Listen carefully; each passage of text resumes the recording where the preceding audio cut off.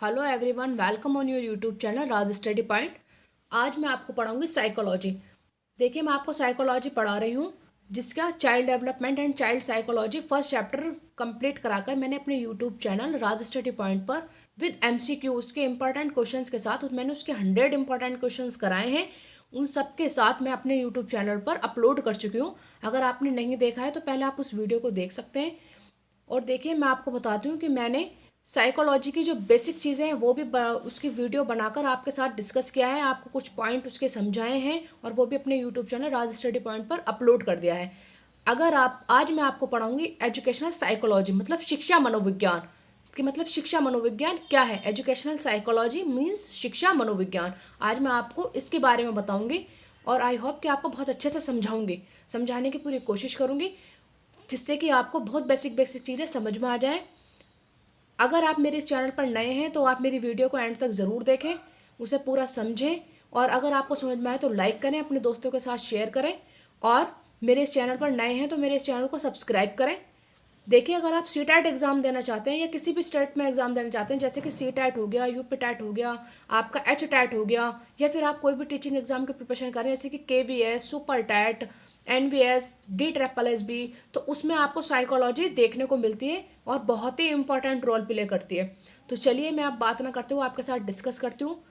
और मैं अपने इसी चैनल पर साइकोलॉजी, EVS, हिंदी हर सब्जेक्ट की वीडियो बना बनाकर अपलोड कर रही हूँ। अगर आप मेरे चैनल पर नए हैं तो आप मेरी इस चैनल को सब्सक्राइब करें, जिससे कि आपको हर सब्जेक्ट की वीडियो मेरे इसी चैनल पर मिल जाएंगी। चलिए, अब बात ना करते हुए मैं आपके साथ डिस्कस करती हूँ। आज मैं आपको पढ़ाऊँगी एजुकेशनल साइकोलॉजी। जैसे कि मैंने भी आपको बताया कि मैं आपको पढ़ाऊँगी शिक्षा मनोविज्ञान। एजुकेशनल साइकोलॉजी मीन्स शिक्षा मनोविज्ञान। चलिए, अब बात ना करते हुए स्टार्ट करते हैं कि एजुकेशनल साइकोलॉजी क्या चीज़ है, इसका अध्ययन हम लोग क्यों करते हैं, इससे हमें क्या सीखने को मिलता है शिक्षा मनोविज्ञान से। ठीक है, चलिए देखिए, मैं आपको बताती हूँ। शिक्षा मनोविज्ञान से तात्पर्य है शिक्षण मीन्स टीचिंग एवं सीखने की प्रक्रिया को सुधारने के लिए। शिक्षा मनोविज्ञान का तात्पर्य क्या है, मैंने भी आपको बताया कि हम इसका अध्ययन क्यों करते हैं। तो इसका अध्ययन हम इसलिए करते हैं कि शिक्षण एवं सीखने की प्रक्रिया को सुधारने के लिए मनोवैज्ञानिक सिद्धांतों के प्रयोग करने से है। क्या? शिक्षण एवं सीखने की प्रक्रिया को सुधारना। ठीक है, सीखने की प्रक्रिया को सुधारने के लिए मनोवैज्ञानिक सिद्धांतों के प्रयोग करने से है। शिक्षा मनोविज्ञान शैक्षिक परिस्थितियों में, शिक्षा मनोविज्ञान क्या करता है कि जो हमारी शिक्षा के टाइम जो हमारी वो परिस्थितियां हैं उसमें व्यक्ति के व्यवहार का अध्ययन करता है। एजुकेशनल साइकोलॉजी, आई होप कि आपको समझ में आया होगा। देखिए, मैंने आपको क्या बताया कि शिक्षा मनोविज्ञान क्या है। तो शिक्षा मनोविज्ञान शैक्षिक परिस्थितियों में व्यक्ति के व्यवहार का अध्ययन करता है। समझ में आया? मैंने आपको बताया था मनोविज्ञान का अर्थ ही क्या है। मैंने आपको पहली वीडियो में बताया मनोविज्ञान के बारे में कि मनोविज्ञान क्या है, व्यक्ति के व्यवहार का अध्ययन करना, वही क्या कहलाता है, मनोविज्ञान कहलाता है। अब मैंने आपको बताया शिक्षा मनोविज्ञान, तो शिक्षा से आप समझ गए होंगे कि एजुकेशन की बात है। तो देखिए, मैंने क्या बोला कि शैक्षिक परिस्थितियों में जो शिक्षा मनोविज्ञान है वो शिक्षा मतलब शैक्षिक परिस्थितियों में व्यक्ति के व्यवहार का अध्ययन करता है। आई होप कि आपको ये चीज़ बहुत अच्छे से समझ में आई होगी, क्योंकि मैंने मनोविज्ञान बताया, मनोविज्ञान का अर्थ क्या होता है, व्यवहार का अध्ययन करना, और शिक्षा मनोविज्ञान मतलब शैक्षिक परिस्थितियों में व्यक्ति के व्यवहार का अध्ययन करना ही क्या कहलाता है, शिक्षा मनोविज्ञान कहलाता है। चलिए, अब मैं आपको बताती हूँ शिक्षा मनोविज्ञान की उत्पत्ति कब हुई। तो देखिए, जैसे कि ये क्वेश्चंस, इस तरीके के जो क्वेश्चंस पूछे जाते हैं कि इसकी उत्पत्ति कब हुई, वो डायरेक्ट यूपी टैट में देखने को डायरेक्ट क्वेश्चंस मिलता है। तो उत्पत्ति 1900 ईस्वी में हुई है। कब हुई है? 1900 ईस्वी में इसकी शिक्षा मनोविज्ञान की उत्पत्ति हुई। लेकिन इसका स्पष्ट स्वरूप हमें कब देखने को मिला? तो वो मिला 1920 ईस्वी में प्राप्त हुआ। किसके द्वारा प्राप्त हुआ? थॉर्नडाइक, जो हमारे साइकोलॉजिस्ट हैं, इन्होंने बिल्ली पर प्रयोग किया है। ठीक है, जड़ टर्मन हर्बल की वजह से हमें इसका स्पष्ट स्वरूप देखने को मिला। शिक्षा मनोविज्ञान का स्पष्ट स्वरूप कब देखने को मिला? 1920 में। और किसके द्वारा प्राप्त हुआ? तो वो आपका आंसर होगा थॉर्नडाइक, जर्ड, टर्मन हर्बल की वजह से। ठीक है, आई होप कि यहाँ तक आपको ये पॉइंट बहुत अच्छे से क्लियर हुआ होगा। अब मैं आपको बताती हूँ, देखिए एजुकेशनल साइकोलॉजी की बात कर रही हूँ मैं। एजुकेशनल साइकोलॉजी, शिक्षा मनोविज्ञान का जनक थॉर्नडाइक को माना जाता है। क्वेश्चन यहाँ से पूछा जाता है, देखिए इंपॉर्टेंट है ये एग्जाम के पॉइंट ऑफ व्यू से, आप यहाँ पर इंपॉर्टेंट मार्क करें कि शिक्षा मनोविज्ञान का जनक किसको माना जाता है, तो वो होगा थॉर्नडाइक को माना जाता है। अब मैं आपको शिक्षा शिक्षा बार बार बोले जा रही हूँ शिक्षा, तो आप बताइए मुझे शिक्षा किस भाषा का शब्द है, एजुकेशन कौन सी भाषा का शब्द है और वो किससे मिलकर बना है? चलिए, नहीं पता तो मैं बताती हूँ। देखिए, शिक्षा एजुकेशन ये क्या है, मतलब किस किस भाषा से लिया गया है और इसका अर्थ जो है वो क्या है। देखिए मैं आज आपको बताती हूँ। शिक्षा ये लैटिन भाषा के दो शब्दों से मिलकर बना है। किससे बना है? लैटिन भाषा के दो शब्दों से मिलकर बना है, ई प्लस ड्यूको। मैंने भी आपको बताया कि लैटिन भाषा के दो शब्द है, ई प्लस ड्यूको, ये उससे मिलकर बना है। देखिए ई मतलब अंदर से और ड्यू को बाहर निकालना। अभी मैंने आपको बताया कि शिक्षा लैटिन भाषा के दो शब्दों से मिलकर बना है, ई प्लस ड्यू को। ई का मीनिंग होता है अंदर से और ड्यूको का मीनिंग होता है बाहर निकालना। तो देखिए इस तरीके से शिक्षा का अर्थ क्या हुआ, ई प्लस ड्यू को। आपको समझ में आया?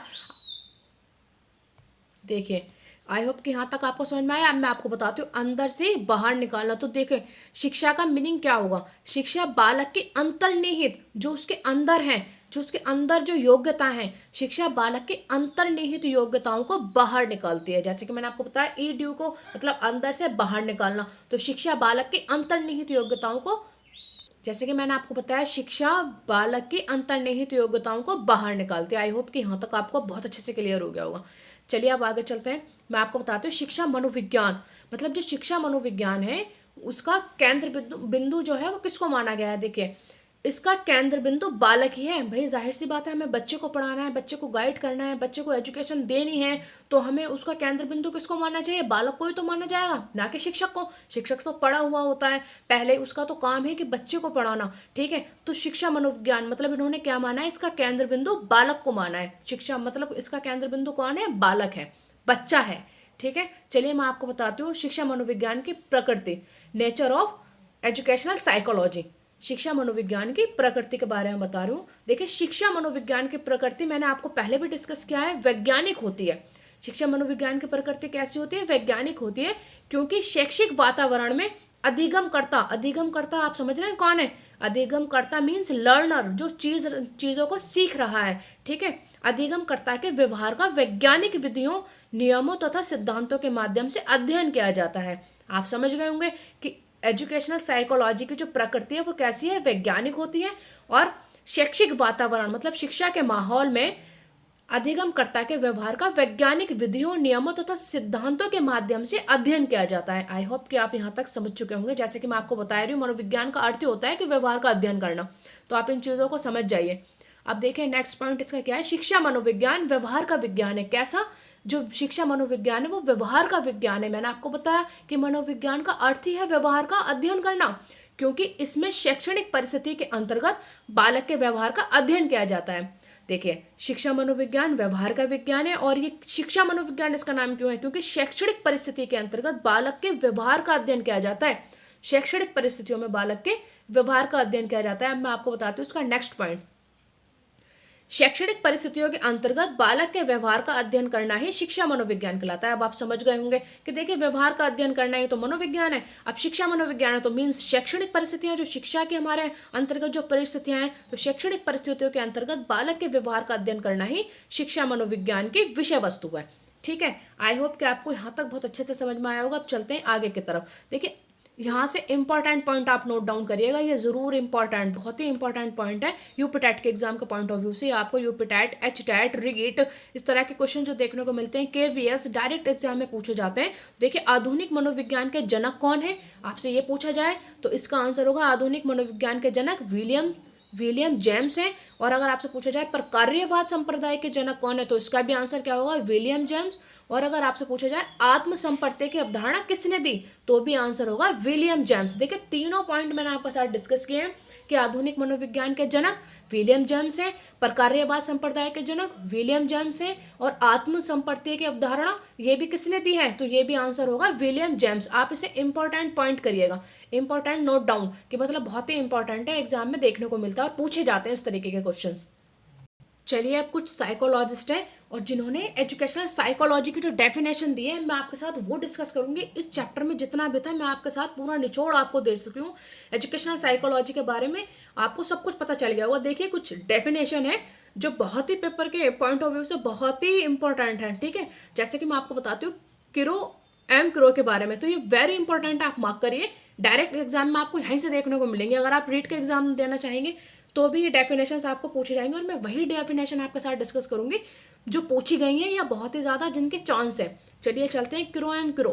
देखिए शिक्षा मनोविज्ञान व्यक्ति के जन्म से लेकर वृद्धावस्था तक सीखने के अनुभवों का वर्णन तथा व्याख्या करता है। इन्होंने क्या बोला कि जो एजुकेशनल साइकोलॉजी है वो व्यक्ति के जन्म से लेकर और उसके वृद्धावस्था तक सीखने के अनुभव, जो वो जन्म से वृद्धावस्था तक सीखता है, उसके अनुभवों का वर्णन तथा व्याख्या करता है शिक्षा मनोविज्ञान।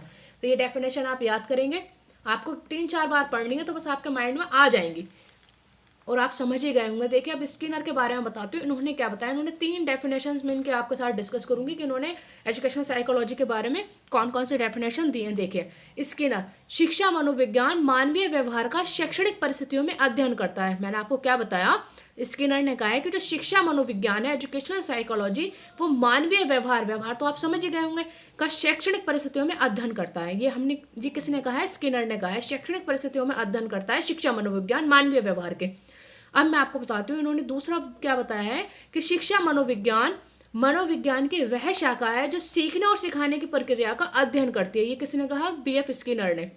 देखिए इन्होंने नेक्स्ट क्या बताया है कि शिक्षा मनोविज्ञान शिक्षकों की तैयारी की आधारशिला है। थर्ड पॉइंट इन्होंने दिया है, शिक्षा मनोविज्ञान शिक्षकों की तैयारी की आधारशिला है। तीनों डेफिनेशन मैंने आपके साथ डिस्कस करी है, आप इन्हें 3 से 4 बार पढ़ेंगे, आपके माइंड में ये बिल्कुल अच्छे से छप जाएंगे। चलिए अब नेक्स्ट पॉइंट की तरफ चलते हैं। नेक्स्ट जो साइकोलॉजिस्ट है पील, उन्होंने क्या बोला है। पील की तो बहुत ही इजी डेफिनेशन है, आप समझ गए होंगे। शिक्षा मनोविज्ञान मैंने बोला था शिक्षा का विज्ञान है। इन्होंने देखिए कितना सिंपल बोला, पील ने बोला है कि जो शिक्षा मनोविज्ञान है वो शिक्षा का विज्ञान है। तो आपको बहुत अच्छे से समझ में आ गया होगा कि शिक्षा मनोविज्ञान शिक्षा का विज्ञान है। ये हमारे किसने कहा है, पील ने कहा है। जो हमारे साइकोलॉजिस्ट है पील, शिक्षा मनोविज्ञान शिक्षा का विज्ञान है। क्लियर हो गई होगी, यहाँ तब तक 3 से 4 बार बोल चुकी हूँ मैं। चलिए अब देखें, अब चलते हैं जेम्स ड्रेवर की तरफ। जेम्स ड्रेवर भी हमारे साइकोलॉजिस्ट हैं, इन्होंने क्या बोला है। देखिए शिक्षा मनोविज्ञान मनोविज्ञान की वह शाखा है। इन्होंने बोला है कि शिक्षा मनोविज्ञान मनोविज्ञान की वह शाखा है जो मनोवैज्ञानिक सिद्धांतों व खोजों के प्रयोग के साथ ही शिक्षा की समस्याओं के वैज्ञानिक अध्ययन से संबंधित है।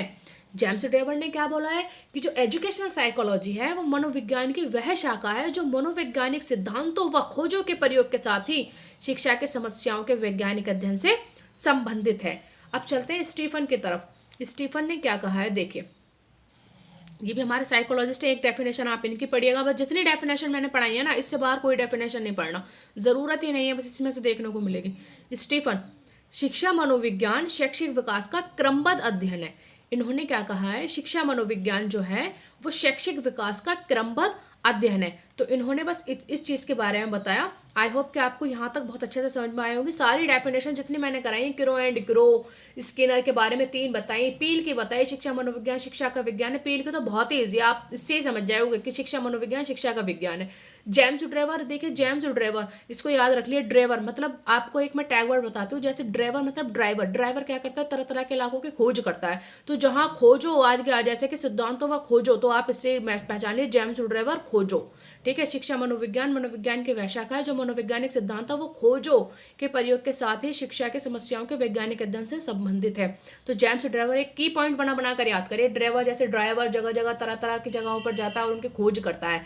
ठीक है, चलिए अब मैं आपको बताती हूँ स्टीफन के बारे में मैंने आपको क्लियर कर दिया। शिक्षा मनोविज्ञान शैक्षिक विकास का क्रमबद्ध अध्ययन है। इंपॉर्टेंट कुछ क्वेश्चंस 2 से 4 क्वेश्चंस मैं आपके साथ डिस्कस करती हूँ। आप और क्वेश्चंस की प्रैक्टिस खुद बुक से कर रहे हैं, किसी बुक को ले लिए और उससे क्वेश्चंस की प्रैक्टिस करना। जैसे कि मैं आपके साथ डिस्कस करती हूँ, एडुकेयर व एडुसियर शब्द हैं। ये कौन से शब्द हैं, इनका अर्थ होता है, मतलब ये एजुकेशन के ही शब्द हैं। तो एडुकेयर व एडुसियर लैटिन भाषा के शब्द हैं, इनका अर्थ होता है बढ़ाना या बाहर निकालना।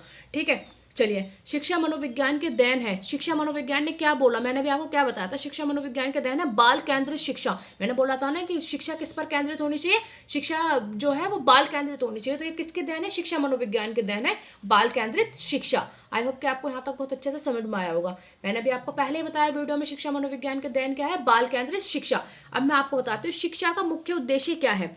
जो हम एजुकेशन को देते हैं मतलब बच्चों को, तो इसका मतलब इसका मुख्य उद्देश्य क्या है, तो भाई आप समझ गए होंगे। इसका मुख्य उद्देश्य है व्यक्ति का विकास। चलिए चलते हैं नेक्स्ट क्वेश्चन की तरफ। शिक्षा मनोविज्ञान का अध्ययन शिक्षक को करना चाहिए, क्यों करना चाहिए। शिक्षा मनोविज्ञान का अध्ययन शिक्षक को करना चाहिए, क्यों करना चाहिए। इसकी सहायता से वे अपने शिक्षण को और अधिक प्रभावशाली बना सके। शिक्षा मनोविज्ञान मतलब शिक्षण मीन्स टीचिंग। जो टीचर पढ़ा रहा है वो अपनी टीचिंग में और ज़्यादा उसको प्रभावी बना दे, जिससे कि बच्चा और आसानी से उसको सीख पाए। ठीक है, अभी अब मैं आपको बताती हूँ आगे की तरफ। देखिए नेक्स्ट क्वेश्चन से, शिक्षा मनोविज्ञान की उत्पत्ति कब हुई? मैंने आपको पहले बताया था 1900 ईस्वी में इसकी उत्पत्ति हुई थी, और इसका स्पष्ट स्वरूप हमें कब प्राप्त हुआ था? वो हुआ था 1920 में।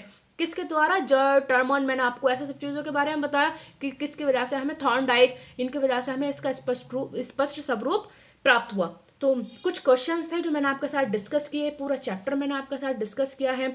आई होप कि आपको एजुकेशनल साइकोलॉजी बहुत अच्छे से समझ में आई होगी। कुछ डेफिनेशंस मैंने आपको बताई हैं, बस आप उतनी ही डेफिनेशन पढ़ लेना, वही आपके पेपर में देखने को मिलेंगी। चलिए, ये चैप्टर आज यहीं इतना ही था, मैंने आपको बता दिया है, कंप्लीट करा दिया है, और कुछ क्वेश्चंस भी डिस्कस कर दिए हैं। अगर आपको मेरी वीडियो समझ में आई है तो आप मेरी वीडियो पर लाइक ज़रूर करें, कमेंट्स में मुझे बताएं कि आपको समझ में कितना आया। आप मुझे अपने से व्यूज़, थोड़े अपने व्यूज़ कमेंट में लिखकर बताएं, मुझे पता चला है कि आपको कितना समझ में आया। और अगर आप मेरे चैनल पर नए हैं तो मेरे चैनल को सब्सक्राइब ज़रूर करें, और अगर आपको मेरी वीडियो पसंद आती है तो आप मेरी इस वीडियो को लाइक करके अपने दोस्तों के साथ शेयर करें, जिससे कि और बच्चों को भी इस वीडियो को, और बच्चों को भी हेल्प मिले, वो अच्छा सीख पाएँ। चलिए, आज के लिए इतना ही, बाकी मिलते हैं नेक्स्ट क्लास में नेक्स्ट चैप्टर के साथ। तब तक के लिए इतना ही। Thank you.